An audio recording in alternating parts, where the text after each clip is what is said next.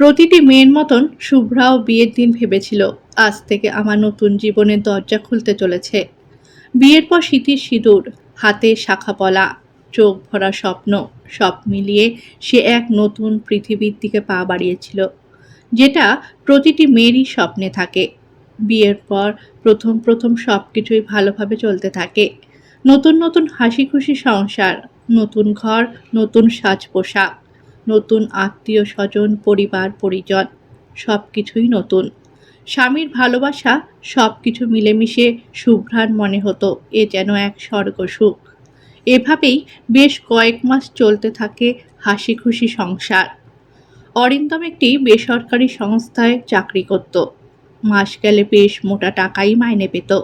সচ্ছল পরিবার, ননদের বিয়ে হয়ে গেছে। শুভ্রা ছিল বাড়ির একমাত্র বউ। বিয়ের পর নতুন নতুন তখনও শুভ্রা জানত না এই স্বর্গসুখের পৃথিবীটাও ধীরে ধীরে একদিন একটা খাঁচায় পরিণত হবে। তার স্বামী অরিন্দম ছিল ভীষণ রাগী মানুষ। কথায় কথায় রেগে যেত, আর রেগে গেলে নিজের ভাষার ওপরও নিয়ন্ত্রণ থাকতো না। এটা শুভ্রা বিয়ের কিছুদিন বাদেই লক্ষ্য করেছিল। বাড়ির অন্য সদস্যদের সঙ্গে যখন মতের অমিল হতো, ঠিক তখনই শুভ্রা খেয়াল করত স্বামীর নতুন রূপ। তখন ভাবত এটা হয়তো নর্মাল ব্যাপার। শুভ্রা ছোট থেকেই প্রাণ খোলা মেয়ে, মানুষের সাথে মিশতে ভালোবাসে, কথা বলতে ভালোবাসে। যত বিয়ের বয়স বাড়তে থাকলো, অরিন্দম শুভ্রার ওপরও চিৎকার করে বকা দিত।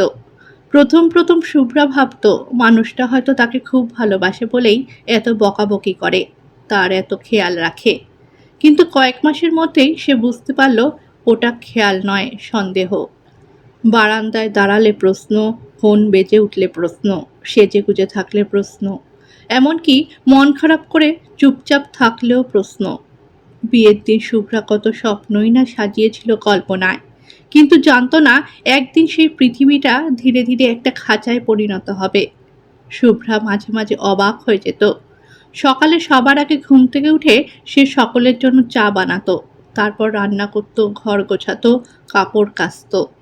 সংসারের প্রতিটি কোণ তার হাতে যত্ন পেত। অফিস যাওয়ার আগে একদিন অরিন্দম খেতে বসে চিৎকার করে শুভ্রাকে বকা দিয়ে হাতের থালায় ধাক্কা মারে।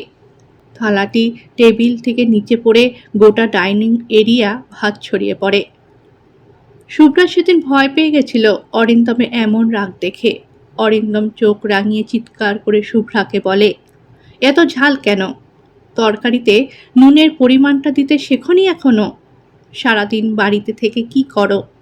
এই কথাগুলো এতবার শুনেছে যে একসময় শুভ্রা নিজের রান্না, নিজের কাজ, এমনকি নিজের অস্তিত্ব নিয়েও সন্দেহ করতে শুরু করেছিল।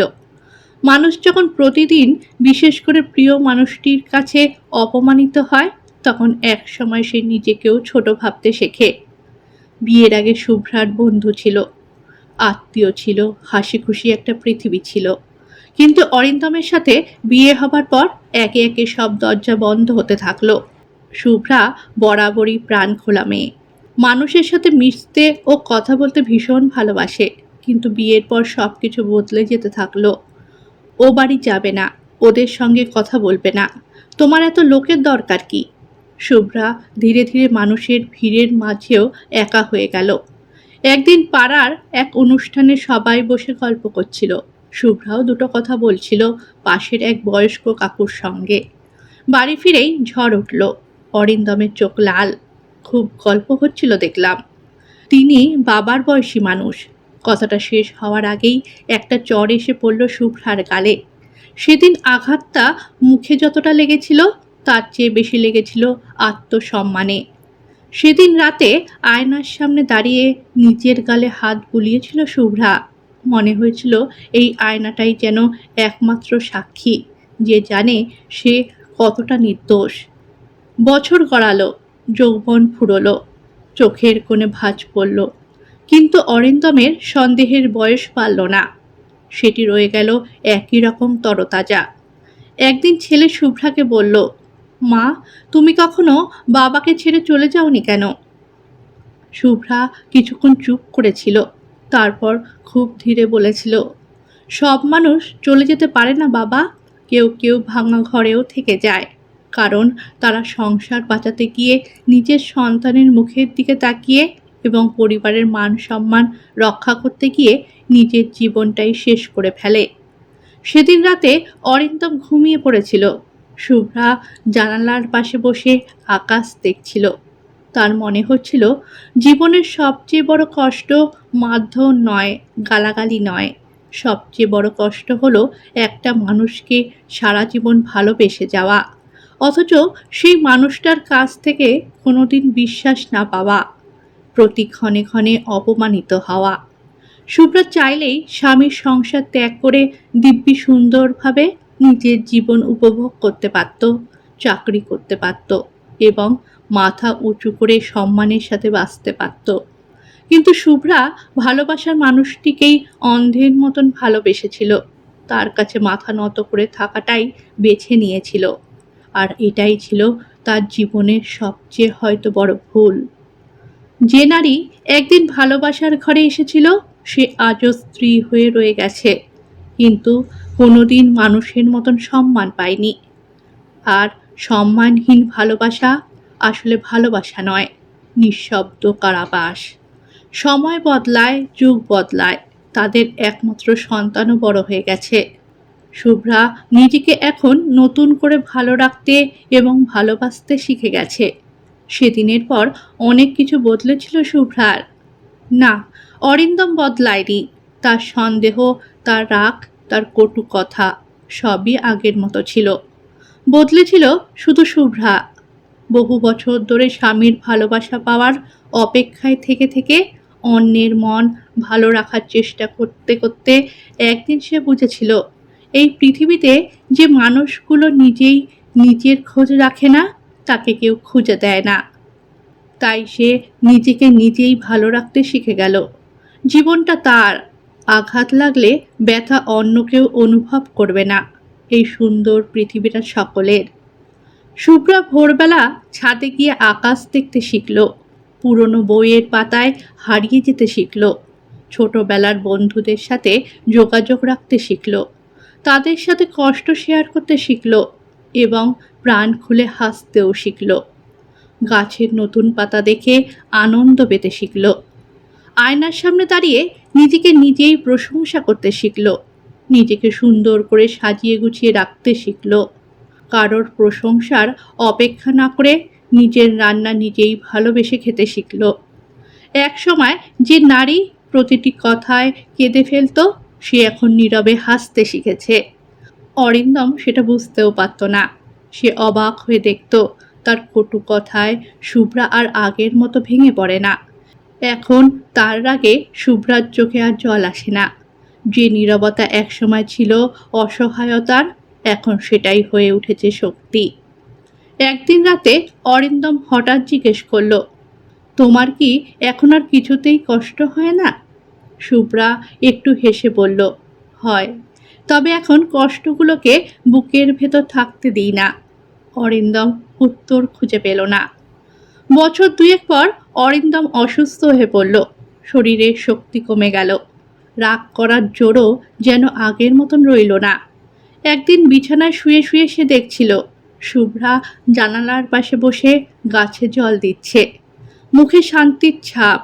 বহু বছর পর সেই মুখটার দিকে তাকিয়ে তার হঠাৎ মনে হলো এই মানুষটাকে সে কোনোদিন চিনতেই পারেনি। যে নারী তার জন্য নিজের হাসি বিসর্জন দিয়েছে, অপমান সহ্য করেছে, একা কেঁদেছে, সেই মানুষটার কাছে সে কোনোদিন ক্ষমা চায়নি। সেদিন গভীর রাতে অরিন্দমের ঘুম ভেঙে যায়। দেখে শুভ্রা পাশের চেয়ারে বসে বই পড়ছে, চুলে পাক ধরেছে, চোখের কোণে বয়সের রেখা। তবুও শুভ্রাকে আজ অদ্ভুত সুন্দর লাগছিল। হয়তো সৌন্দর্যের নাম যৌবন নয়, সহ্য করার ক্ষমতা, ক্ষমা সৃষ্টি করার শক্তি আর নীরবে ভালোবেসে যাওয়ার নামই সৌন্দর্য। অরিন্দম খুব ধীরে ধীরে বলল, শুভ্রা, হ্যাঁ, আমি কি তোমাকে খুব কষ্ট দিয়েছি? প্রশ্নটা শুনে শুভ্রা কিছুক্ষণ চুপ করে রইল। তারপর জানালার বাইরে তাকিয়ে বলল, কষ্টের হিসেব কেউ রাখে না, রাখলে মানুষ বাঁচতে পারত না। অরিন্দমের চোখ ভিজে উঠল। প্রথমবার সে বুঝল ক্ষমা চেয়ে সব অপরাধ মুছে যায় না। কিছু ক্ষত থাকে যা মানুষ বয়ে নিয়ে চলে মৃত্যুর দিন পর্যন্ত। সেদিন রাতে শুভ্রা ঘুমিয়ে পড়ার পর অরিন্দম অনেকক্ষণ তার দিকে তাকিয়েছিল। মনে হচ্ছিল জীবনের সবচেয়ে মূল্যবান মানুষটি এত বছর তার পাশেই ছিল, অথচ সে সারা জীবন তাকে সন্দেহ করেছে। ভালোবাসার বদলে দিয়েছে ভয়, সম্মানের বদলে দিয়েছে অপমান। আর আজ যখন বুঝতে শিখেছে, তখন জীবনের অধিকাংশ পথই ফুরিয়ে গেছে। জানালার বাইরে ভোরের আলো ফুটছিল। অরিন্দমের চোখ থেকে নীরবে দু ফোঁটা জল গড়িয়ে পড়ল। আর শুভ্রা, সে তখন শান্ত ঘুমে। যে নারী সারা জীবন অন্যের জন্য কেঁদেছে, সে অবশেষে শিখে গেছে নিজেকে ভালো রাখতে।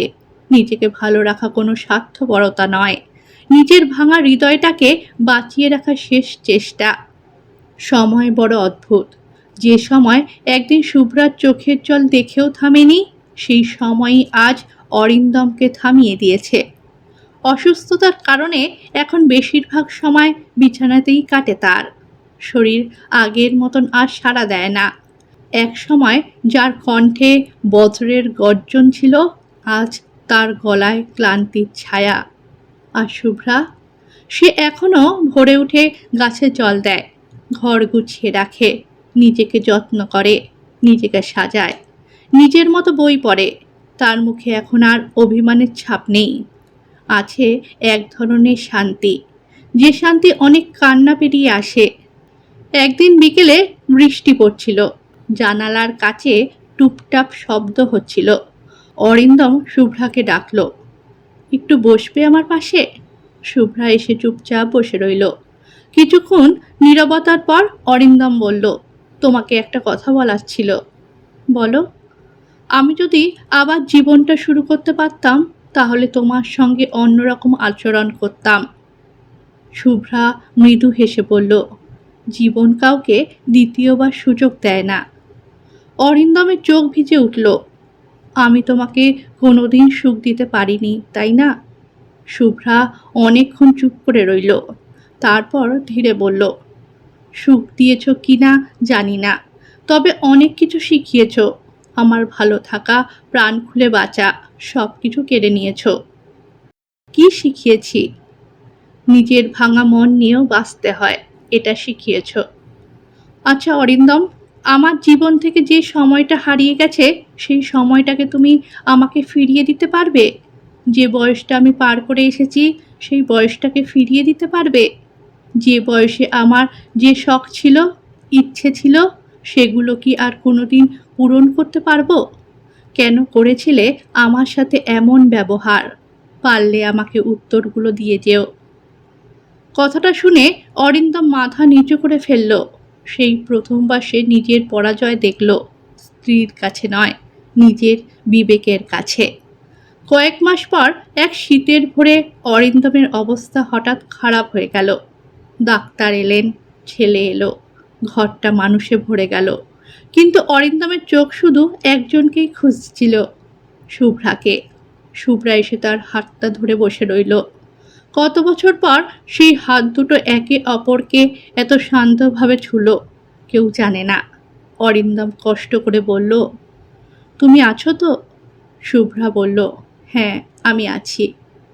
এই আমি আছি কথাটা শুনে অরিন্দমের চোখ বেয়ে জল নেমে এলো। সারা জীবন যে নারীকে সে কাঁদিয়েছে, অপমান করেছে, সন্দেহ করেছে, সেই নারী আজ শেষ মুহূর্তে তার হাত ছাড়েনি। মৃত্যুর আগের শেষ কথাটা ছিল, ক্ষমা করে দিও। শুভ্রা উত্তর দিল না, শুধু হাতটা শক্ত করে ধরে রইল। কারণ কিছু ক্ষমা মুখে বলা যায় না, সেগুলো শুধু চোখের জলে ভেসে যায়। অরিন্দম চলে যাওয়ার পর বাড়িটা অদ্ভুত নীরব হয়ে গেল। অনেকেই ভাবল শুভ্রা হয়তো খুব ভেঙে পড়বে, কিন্তু সে কাঁদল না, অন্তত সবার সামনে নয়। একদিন বিকেলে আলমারি গুছাতে গিয়ে অরিন্দমের পুরনো চশমাটা হাতে পেল। হঠাৎ বুকের ভেতরটা মোচড় দিয়ে উঠল, চোখ থেকে টপ টপ করে জল পড়তে লাগলো। সে বুঝল মানুষটাকে সে ঘৃণা করেনি কোনো দিন। কষ্ট পেয়েছে, অভিমান করেছে, ভেঙে গেছে, তবুও ভালোবেসেছিল। কারণ সত্যিকারের ভালোবাসা সবসময় সুখের হয় না, কখনো কখনো তো এক জীবনের ক্ষত হয়ে বেঁচে থাকে। সন্ধ্যায় বারান্দায় বসে আকাশের দিকে তাকিয়ে শুভ্রা খুব আস্তে বলল, তুমি আমাকে ভালো রাখতে পারোনি, কিন্তু তোমাকে ভালোবাসতে আমি কোনোদিন কার্পণ্য করিনি। আকাশে তখন একটি তারা জ্বলছিল, হয়তো সেটি কোনো উত্তর ছিল না,